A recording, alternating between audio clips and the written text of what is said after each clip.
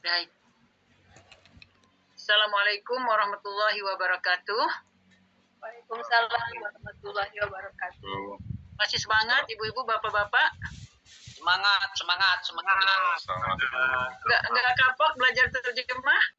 Susahan? Wah, semakin mantap, Ustazah. Alhamdulillah, ini tadi udah terdengar nih suara bapak-bapak nih baca tilawah Pak Herman.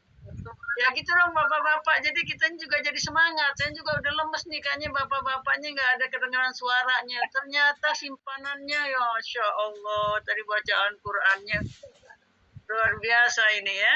Jadi yang lain dong, bapak-bapak juga ikut partisipasi, ibu-ibu juga ikut partisipasi, baca tilawah, baca sari tilawahnya juga ya.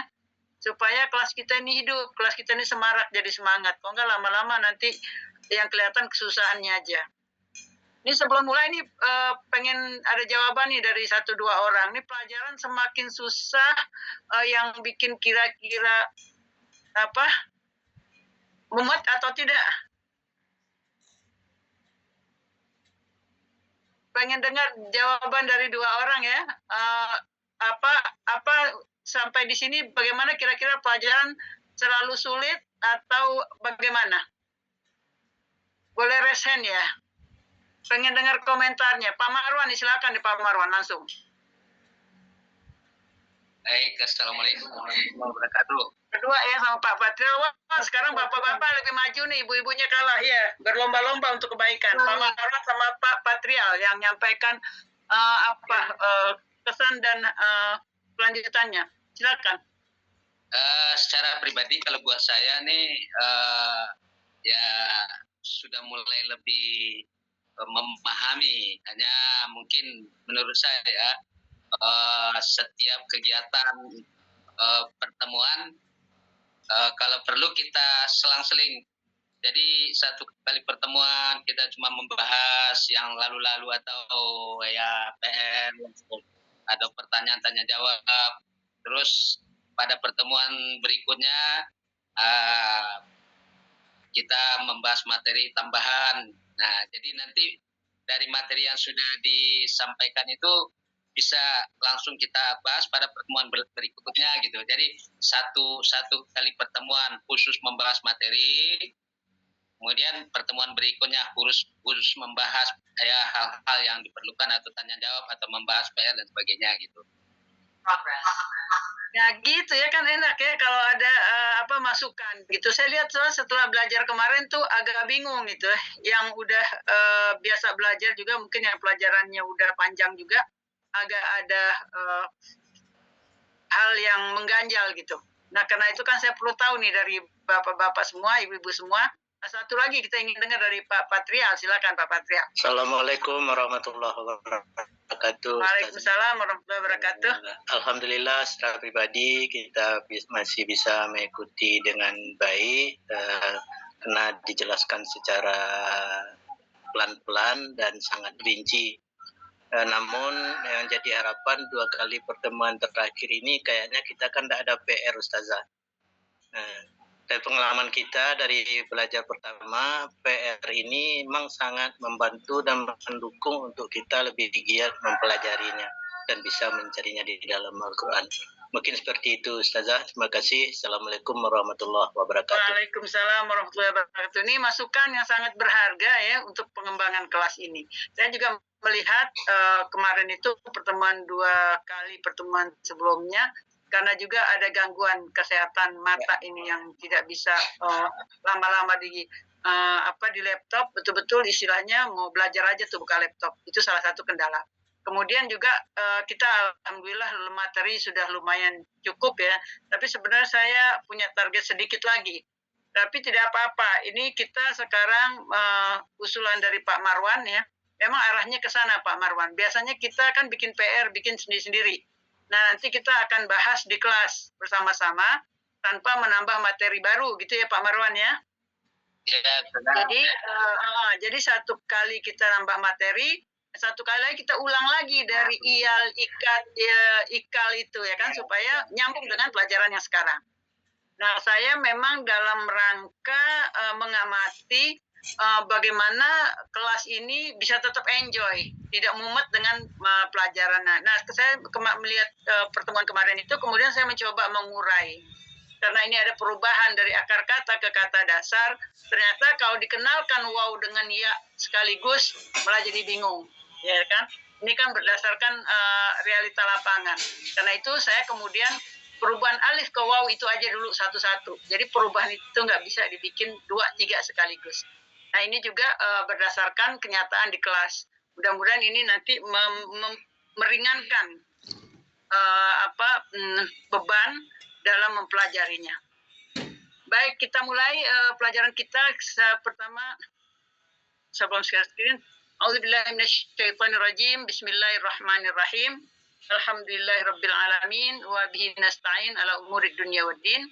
Wassalatu wassalamu ala asyrafil anbiya'i wal mursalin sayyidina Muhammad wa ala alihi washabihi ajmain wa man tabi'ahum bi ihsanin ila yaumiddin.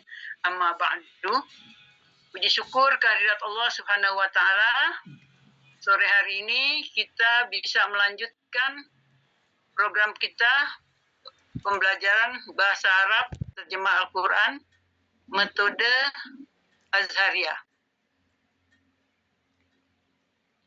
Salawat dan salam kepada junjungan kita Nabi besar Muhammad SAW atas rahmat karunia Allah dan atas pengorbanan dan perjuangan beliau kita bisa berjumpa dengan Al-Quran menjadi sebaik-baik manusia. Khairukum man ta'allama Al-Quran wa 'allamah.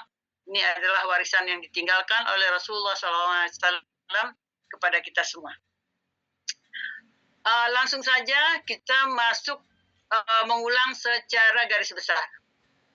Ini kita udah kemarin 2 kali berbicara tentang akar kata dan kata dasar secara definitif dan uraian. Kita ingin sekarang kata yang singkat untuk akar kata. Apa itu akar kata? Akar kata asal usul sebuah kata. Sudah, segitu aja. Akar kata asal usul sebuah kata. Kemudian kata dasar. Dasar untuk membuat berbagai pola kata. Dasarnya dari sini, bukan dari akarnya.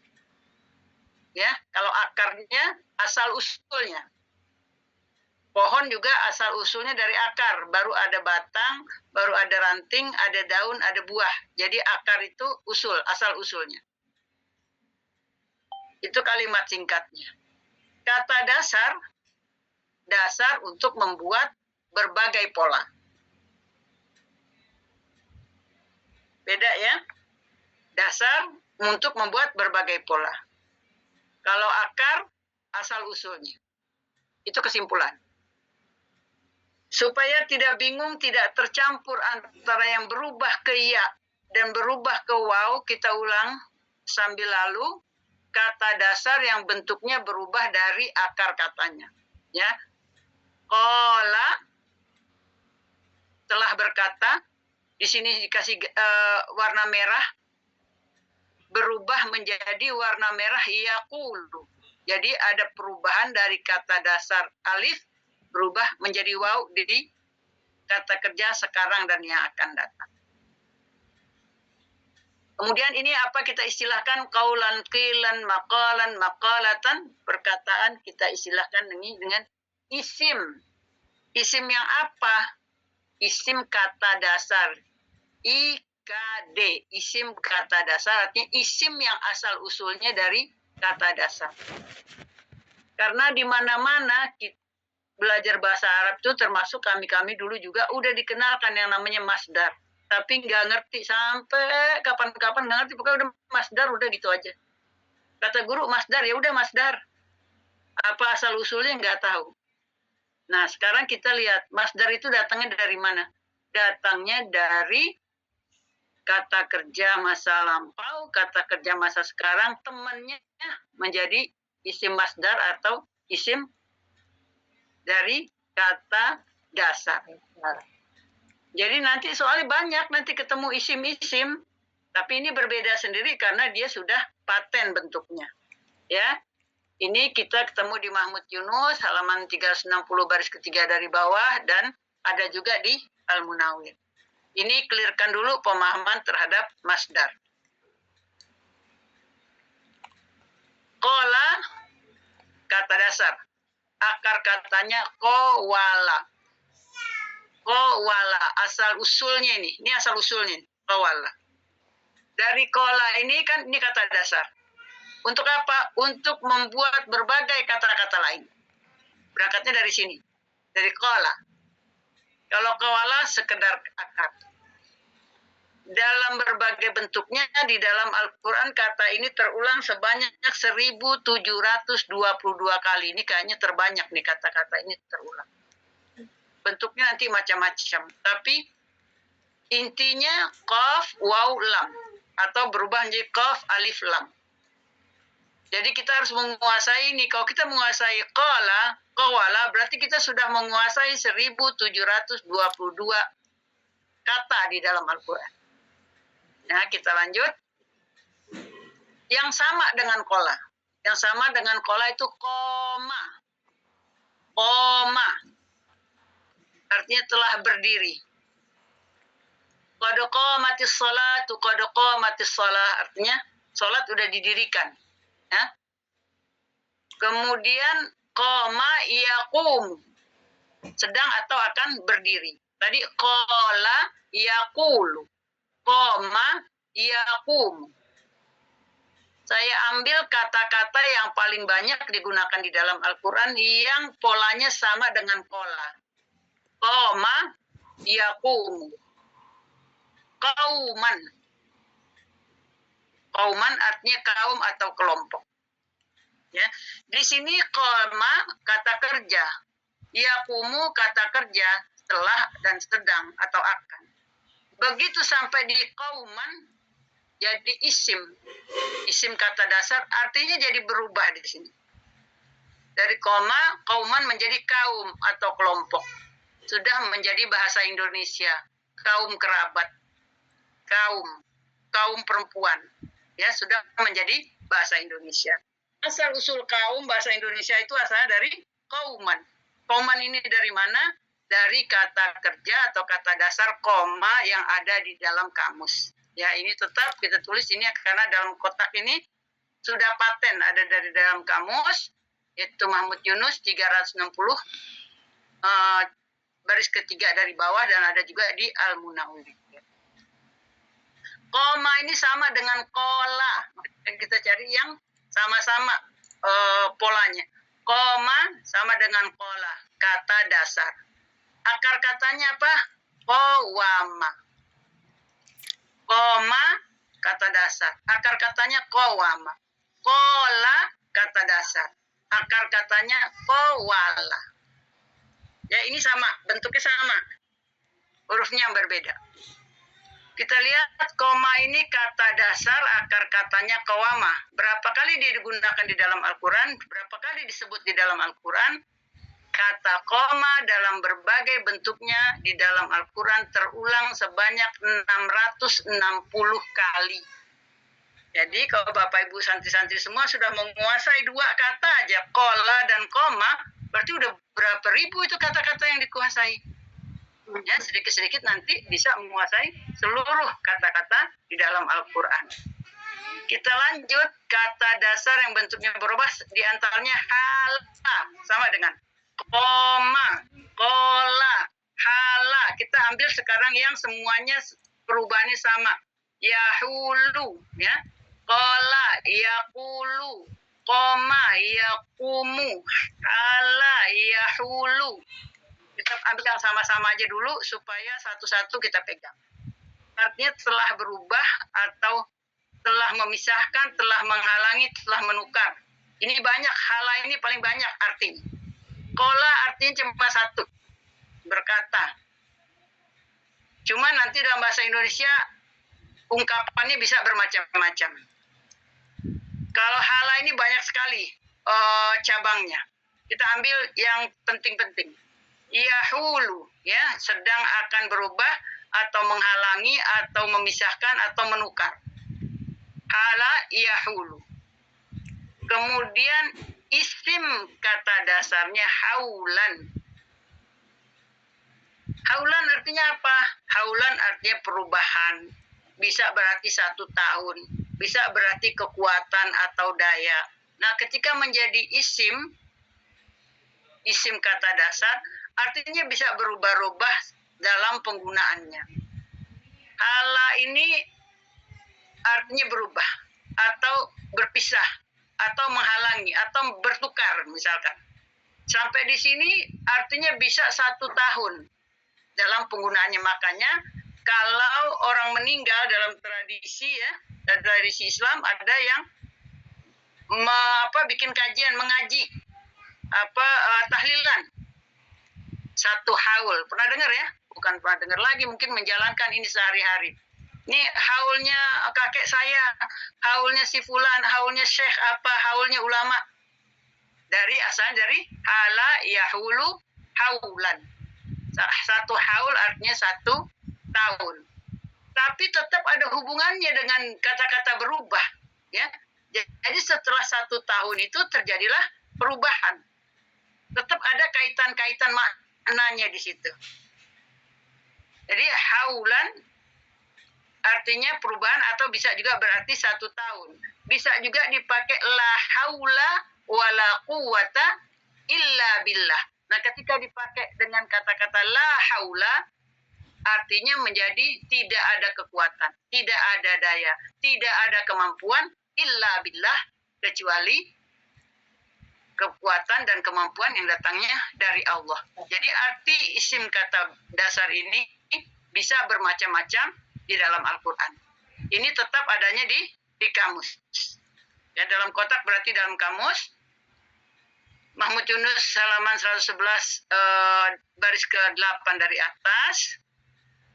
Ada juga di Al-Munawwir. Hala kata dasar sama dengan qola, sama dengan koma, ya. Ada alif di tengahnya. Hala sama dengan qola, sama dengan koma.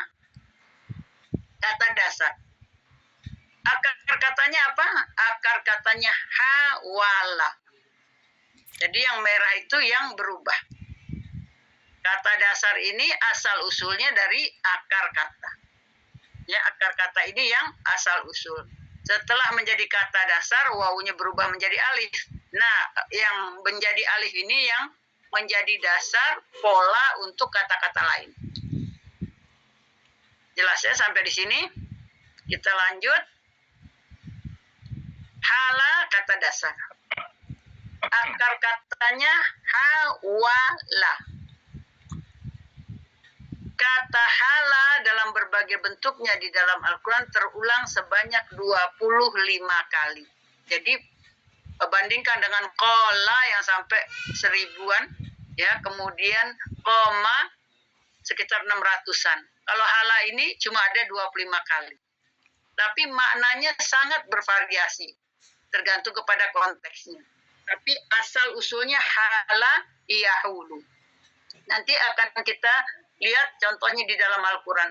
Saya akhirnya lebih memilih memberikan materi dulu baru contoh.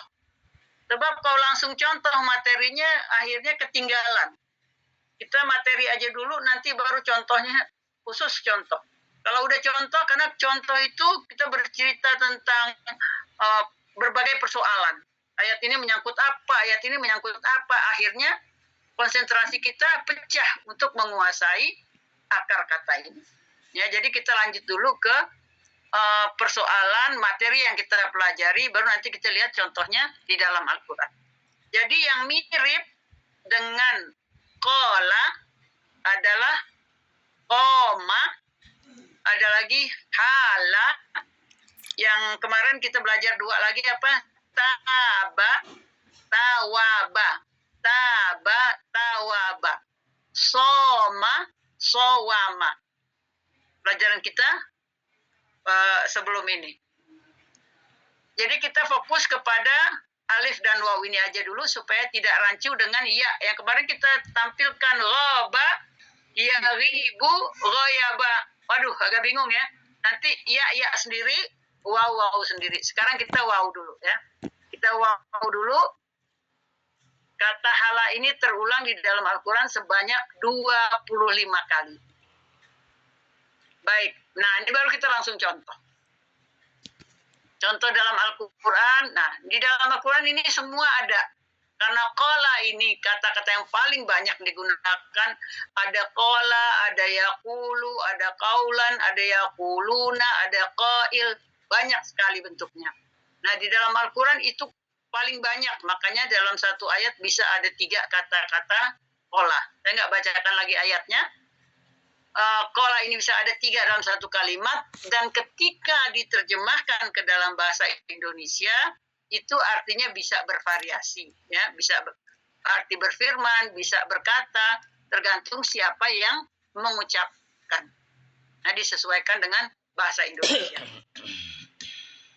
Kemudian qala yaqulu, contoh yang lain, yaqulu. Yaqulu kata kerja sekarang dan yang akan datang. Dari qala alif berubah menjadi waw, yaqulu. Wa minhum man yaqulu, man yaqulu. Di antara mereka ada orang-orang yang mengatakan. Ya, seharusnya kan mengatakan, Rabbana atina, Tuhan kami berikanlah kepada kami. Karena di sini ada kata perintah, sebenarnya kata perintah. Perintah dari bawah ke atas artinya doa. Maka diterjemahkan ke dalam bahasa Indonesia menjadi Tuhan kami, mereka orang yang berdoa. Ya Tuhan kami. Karena ada kata-kata permohonan, maka yaqulunya diterjemahkan menjadi berdoa. Itu boleh untuk memperindah bahasa. Jadi tidak mesti qala itu berkata. Kalau semuanya berkata, susunan katanya dalam bahasa Indonesia menjadi tidak indah. Kemudian qala yaqulu. Nah, ini yang menjadi fokus kita, ya. Yang menjadi fokus kita. Berulang-ulang kita katakan bahwa kaulan ini bentuk dari dalam kamus, tapi dia bisa berubah menjadi kaulun, bisa merubah menjadi kaulin. Yang kaunya tidak berubah, yang berubah huruf terakhir aja, harakat terakhir. Kaulan atau kaulun atau kaulin. Nah, di sini contohnya pakai kaulan. Wa idza hadaral qismata ulul qurba wal yatama wal masakinu farzuquhum minhu wa qulu lahum qawlan. Wa qulu lahum qawlan ma'rufan. Qawlan di sini perkataan atau ucapan. Nah, di sini ketemu nih dengan pelajaran yang sudah lewat. Qawlan ma'rufan. Ya, jadi setiap kita membaca, kita perhatikan apa yang sudah kita pelajari. Qawlan ma'rufan ini merupakan ikat. Isim kembar ada tanwin. Boleh nggak di isim kembar ada tanwin? Boleh, kenapa? Karena sama-sama tanwin di ujungnya, dan sama-sama fathaten, dan juga sama-sama jenis muzakkar atau maskulin. Berarti ini isim kembar. Insya Allah itu udah matang, ya. Jadi kalau isim kembar bagaimana mengartikannya? Sisipkan yang di antara kedua kata tersebut. Qaulan ma'rufan artinya perkataan yang baik. Ini ketemu kan kita dengan pelajaran kita yang pertama. Kalau betul susunannya dan kita betul mengartikannya, maka pemahaman kita juga akan betul. Kalau salah menerjemahkan atau menempatkan posisi isim-isim itu, maka kita akan salah menerjemahkannya, salah pemahamannya.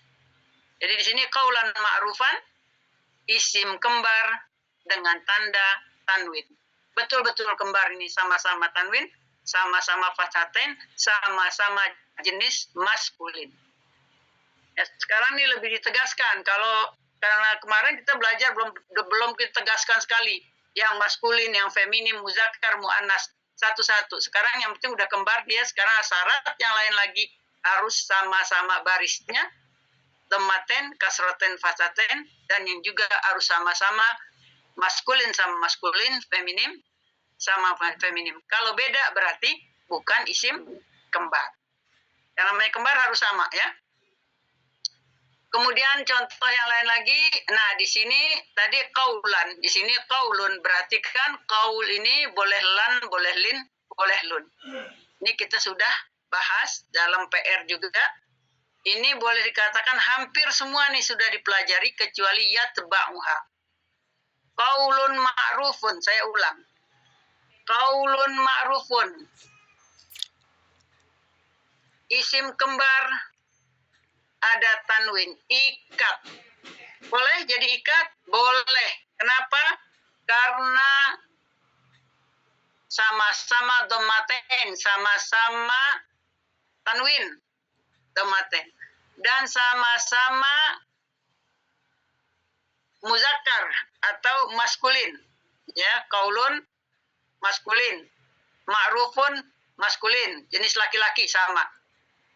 Kalau ma'rufun wa maghfiratun, boleh nggak isim kembar? Ma'rufun wa maghfiratun. Nggak bisa. Kenapa nggak bisa? Tidak ada wa. Nah, Allah yiftah alaik. Itu harus paten ilmu itu ya. Ini bukan isim kembar. Kenapa? Karena ada wa. Kan kalau isim kembar nggak dibatasin sama huruf apa-apa. Dia langsung kembar deketan berdua.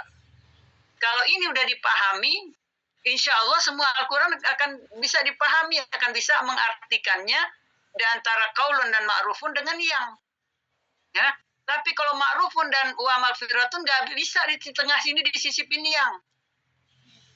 Misalnya kalau kita sisipkan yang ma'rufun wa maghfiratun, yang baik dan yang pengampunan. Salah kan pengertiannya? Salah terjemahannya, salah pengertian. Salahnya ada berapa? Kalau ma'rufun wa maghfiratun ini kita jadikan isim kembar, banyak salahnya. Pertama tadi apa? Ada wa. Ya. Pertama ada wa. Kalau ada wa berarti bukan isim kembar. Yang kedua, ma'rufun ini jenis laki-laki. Maghfiratun jenis perempuan. Berarti dia bukan kembar juga, enggak sama. Nah, di situ kita memastikan bahwa ma'rufun wa maghfiratun ini bukan isim kembar. Jadi kita punya argumen untuk menerjemahkan ma'rufun wa maghfiratun itu bukan dua kata yang kita terjemahkan pakai yang di tengahnya. Ya, alasannya karena ada wa. Nah, ini nanti mungkin kita sebagaimana usul Pak Marwan kita akan membahas ini minggu depan supaya lebih penguasaan materi itu melalui prakteknya, bukan cuma teori. Lanjut ke maghfiratun khairun. Apakah itu juga isim kembar? Kita lihat dulu, kita buktikan dulu. Apakah dia barisnya sama, harakatnya sama-sama tanwin di ujungnya. Tanwinnya sama-sama domate. Ya. Kemudian kita lihat lagi, apakah dia juga sama-sama jenis laki-laki dan laki-laki atau perempuan sama-sama perempuan? Ternyata maghfiratun jenis perempuan, khairun jenis laki-laki. Ini sudah mengatakan bahwa ini bukan isim kembar. Ya. Alasan kita tidak mengatakan ini isim kembar, yang satu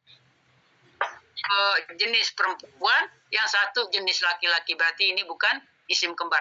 Kalau bukan isim kembar berarti maghfiratun berhenti sampai di situ. Qaulun ma'rufun wa maghfiratun berarti berhenti sampai di situ, baru khairun masuk ke sini. Jadi kita bisa menguji satu ayat itu apakah dia isim kembar atau tidak isim kembar, coba diterjemahkan. Dilihat dulu, yang namanya kembar kan harus sama bentuknya, sama-sama jenisnya, sama-sama tanwinnya. Kalau dhammah sama-sama dhammah, kalau fathah sama-sama fathah, kalau kasrah sama-sama kasrah. Kalau yang satunya dhammah, yang satunya kasrah, berarti bukan isim kembar. Kalau yang satunya muzakkar, laki-laki, yang satunya perempuan, mu'annas, berarti bukan isim kembar. Satunya lagi apa? Di antara dua kata itu ada kata-kata lain atau ada huruf lain, berarti juga bukan isim kembar. Kalau misalkan qaulun ma'rufun bil maghfirati misalnya, bi maghfiratin misalnya. Qaulun ma'rufun bi maghfiratin. Ma'rufun bi maghfiratin isim kembar bukan? Bukan. Kenapa? Ada Di. Karena Ada diselingi bi. oleh bi. Ya, isim kembar tidak boleh diselingi oleh huruf apapun. Nah, ini harus paten. Begitu kita tahu ada yang menyelingi di antara dua kata itu berarti dia bukan isim kembar, berarti dia dua kata yang tidak boleh diterjemahkan dengan menyisipkan kata yang di tengah. Jadi mantap tuh ilmunya. Nah, sampai di sini qaulu ma'rufun wa maghfiratun tidak bisa disambungkan maghfiratun dengan khairun. Berarti di sini menjadi subjek. Baru khairun min sadaqatin, baru khairun ini sebagai predikat. Ya. Perkataan yang baik dan pemberian maaf, khairun lebih baik, min sadaqatin, min sudah kita kenal kata depan, sadaqatin susunan kata depan. Yatba'u hadza belum kita pelajari. Ini uraiannya sangat luas kalau yatba'u hadza di sini. Ada lagi yang udah kita pelajari, wallahu ghaniyun halim. Ya, kita minggu depan akan kembali ke sini nih. Akan mengulang ke sini dalam bentuk praktek. Wallahu ghaniyun halim. Wah, ini udah artinya dan. Allahu semua sudah tahu dia sebagai subjek. Subjeknya apa? Iyal ya. Allahu subjek iyal. Predikatnya apa? Ghaniyun halimun. Predikatnya satu apa dua? Kau. Predikatnya satu khairun. Khairun. oh enggak yang ini itu udah selesai tadi wallahu ghaniyun. Wallahu ghaniyun halim.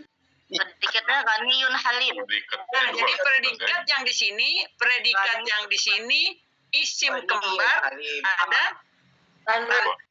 tanwin. Ya, kita uji lagi. Ghaniyun halim betul nggak ikat? Ghaniyun halim betul nggak ikat? Kita lihat. Barisnya betul, sama-sama dhammatain di akhir, ya kan? Kemudian jenisnya sama-sama maskulin laki-laki, ya kan? Kemudian dia tidak ada yang memisahkan, tidak ada perantara antara ghaniyun dan halim, itu langsung. Berarti itu isim kembar. Bagaimana menerjemahkan isim kembar? Isipkan yang di tengah-tengahnya. Allah Maha Kaya yang Maha Penyantun. Allah Maha Kaya yang Maha Penyantun. Yang itu kita ganti dengan kata-kata lagi. Ya. Notis. Jelas ya itu ya. Nanti kita minggu depan akan mempraktekkan semua pelajaran yang sudah kita pelajari kemarin. Kita lanjut dengan kata-kata koma. Koma sama dengan kola. Sama dengan taba. Sama dengan soma. Sama dengan hala, di mana alifnya berubah menjadi waw. Koma yaqumu qauman. Ya, ini qauman dari koma. Ini tadi kita sudah pelajari, ada di dalam kamus. Kata dasarnya koma, akar katanya qawama. Kita lihat contohnya. Contoh dalam Quran. Nah, ini baru ya, pelajaran hari ini ya. Wa idza nadaitum ilas salati takhadhuha huzwan wa la'iban.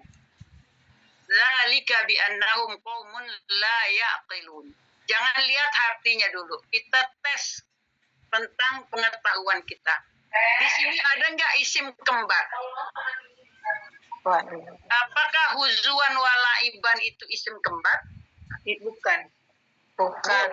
Apa sebabnya? Ada waw. Ada waw. Allah iftah alaik. Insya Allah ini mah matang sekali ya.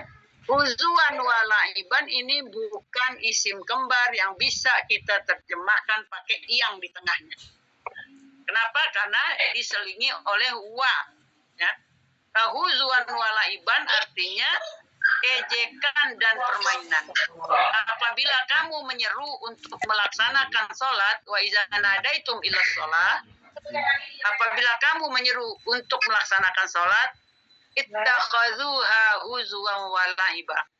mereka menjadikannya bahan ejekan dan permainan. Kalau nggak ada wa, ittakhadhuha huzuwan la'iban. Mengartikannya Ya. bahan ejekan yang permainan. Kalau nggak ada wa. Karena ada wa, tidak boleh disisipkan yang. Tapi wa-nya ini diartikan bahan ejekan dan permainan. Jadi insya Allah jelas sekali perbedaan antara yang kembar dengan yang bukan. Bi annahum qaumun la yaqilun. Mereka itu sungguhnya mereka itu adalah kaumun. Kaumun asal artinya apa?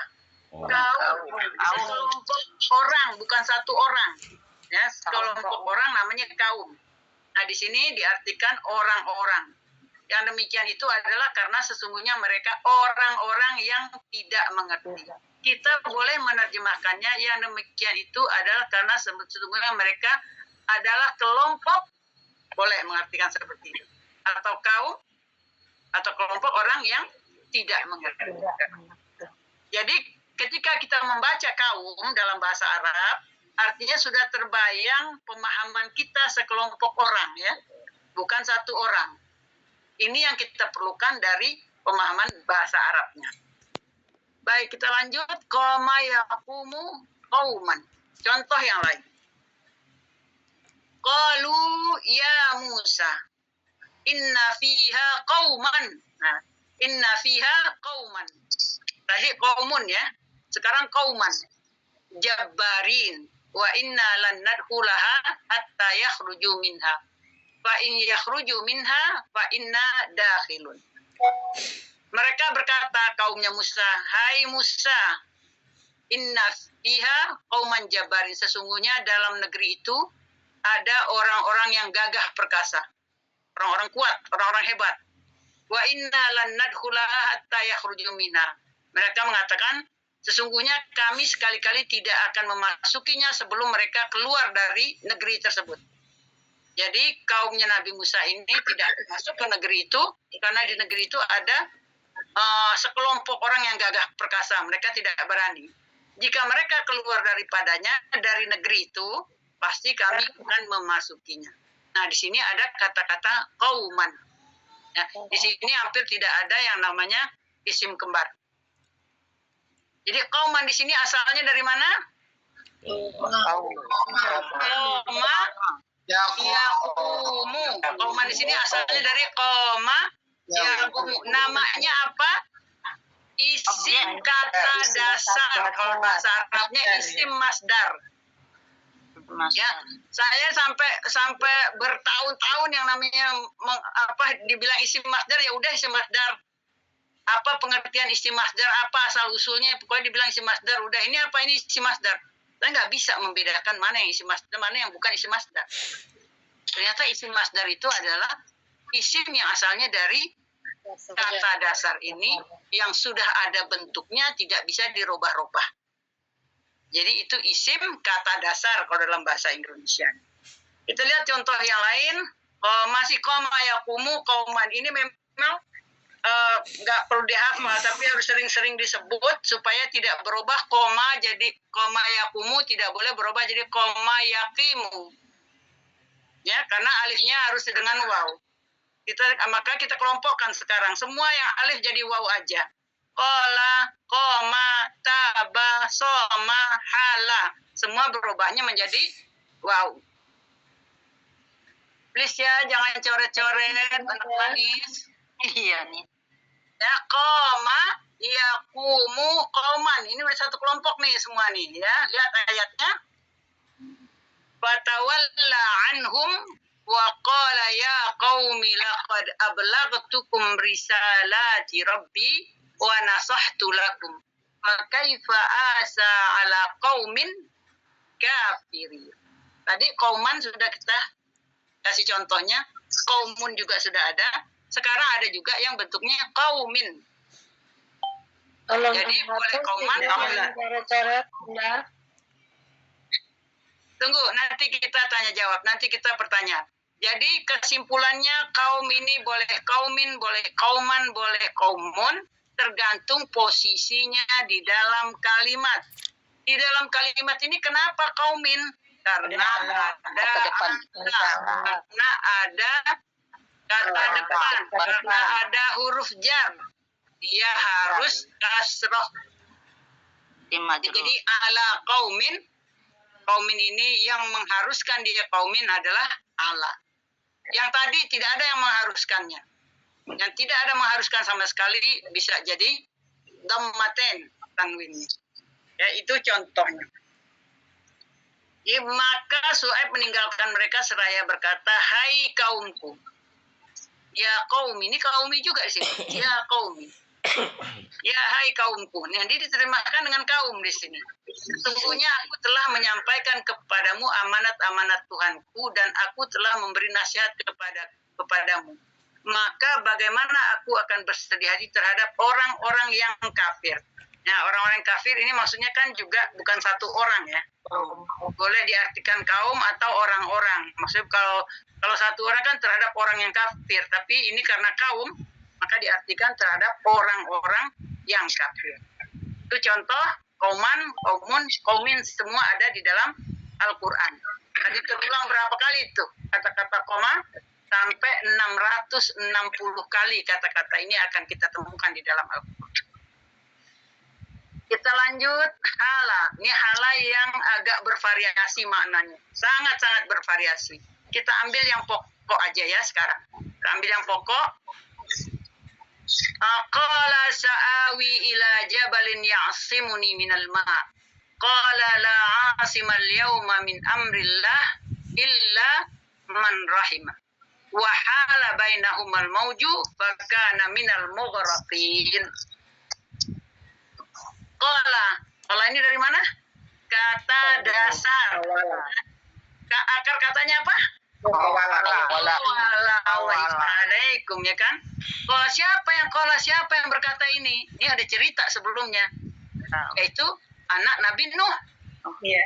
Ya, anak Nabi Nuh berkata sa'awi ila jabal. Aku akan mencari perlindungan ke gunung ila jabal. Jabal itu gunung. Yang dapat memeliharaku, dapat menyelamatkanku dari air bah, minal ma. Bisa menyelamatkanku dari air bah. Qala la 'asimal yawma min amrillah illa man rahimah. Ya, Nabi Nuh menjawab. Kan anaknya bilang, saya mau kata Nabi Nuh, ayo naik sini ke kapal biar selamat. Anaknya membangkang. Tidak, saya akan naik akan mencari perlindungan ke atas gunung supaya saya tidak tenggelam. Nabi Nuh menjawab, tidak ada yang melindungi hari ini dari azab Allah selain Allah saja yang Maha Penyayang. Wahala bainahumal mawju. Nah, ini pelajaran kita sekarang. Wahala bainahumal mawju. Dan gelombang di sini ini arti terjemah yang ada di Al-Qur'an ya. Kita kan mau memahami kata-kata hala ini.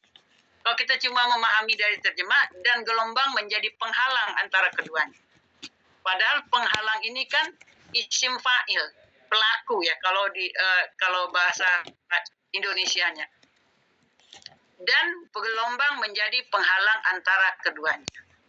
Kalau kita artikan dengan hala ini kata kerja,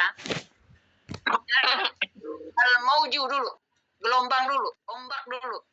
Dan ombak hala. Di sini kita mau mengartikan memisahkan. Ombaklah yang memisahkan mereka berdua semakin jauh antara Nabi Nuh dengan anaknya. Anaknya makin tenggelam, makin jauh dengan kapal Nabi Nuh terus berlayar. Nah, ini yang perlu kita ketahui bagaimana kita memahami. Berasal dari usul terjemahan yang sebenarnya. Walaupun ini bisa dipahami, yang sebenarnya adanya ombak atau gelombang itu hala telah memisahkan, telah menghalangi antara bainahuma, antara Nabi Nuh dan anaknya. Fakana minal mughraqin. Maka anak Nabi Nuh itu termasuk orang-orang yang ditenggelamkan. Ini kata hala, ketemu nanti hala, kita berarti sudah tahu asal usulnya dari hawala. Hawala. Hala yahulu, kita lihat contohnya di dalam Al-Quran ya. Ya ayyuhalladzina amanu stajibu lillah walir rasul idza da'akum lima yuhyikum wa'lamu annallaha yahulu bainal mar'i wa qalbi wa annahu ilaihi tuhsyarun. Tuhsyarun, kebayang nggak kata-kata tuhsyarun? Dikumpulkan. Di mana dikumpulkan?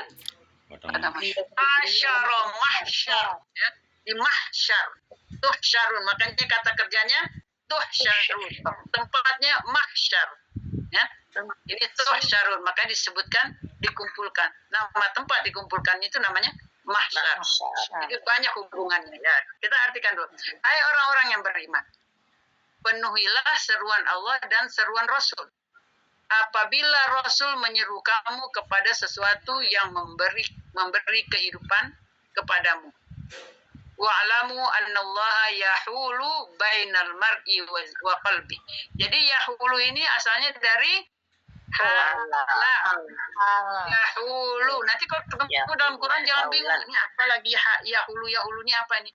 Kita ingat bahwa ada kata kerja masa sekarang yang asalnya dari kata kerja masa lampau tapi berubah salah satu hurufnya.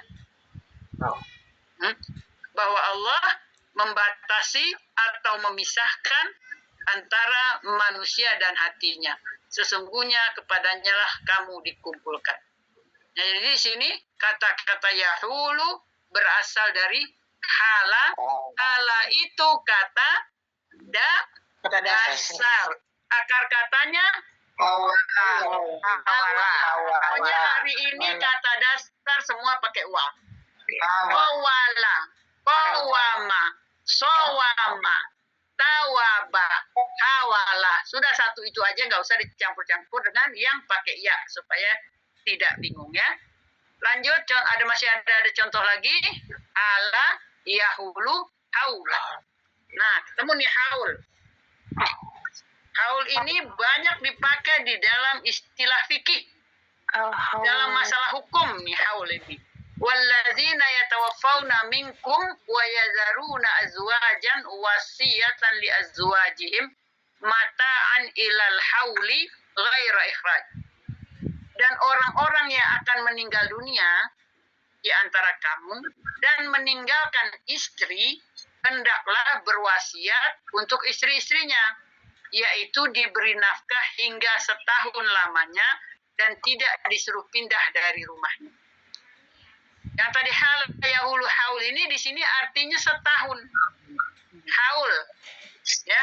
Kalau ada peringatan-peringatan sekarang bahasa Indonesianya udah pakai haul. Haul itu artinya peringatan 1 tahun. Jadi kalau kita di Indonesia sekarang udah menggunakan itu sebagai bahasa Indonesia, maka kita tahu asal usul haul dalam bahasa Indonesia itu dari hala yahulu haulan. Jadi haul artinya jangka setahun.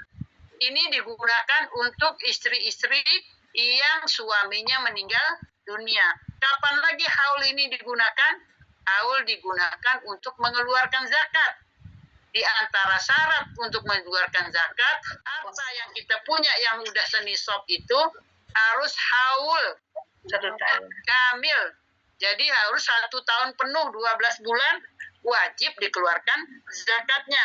Kalau belum 12 bulan, duitnya berkurang, maka dia tidak wajib bayar zakat. Selama 1 tahun penuh, uangnya memenuhi nisab, cukup jumlahnya, dia harus keluarkan zakat. Belum sampai 12 tahun, belum sampai 1 haul, belum sampai haul, uangnya berkurang, maka dia tidak wajib membayarkan zakat. Nah, inilah haul ini asal usulnya dari hala yahulu haulan yang banyak digunakan dalam istilah hukum.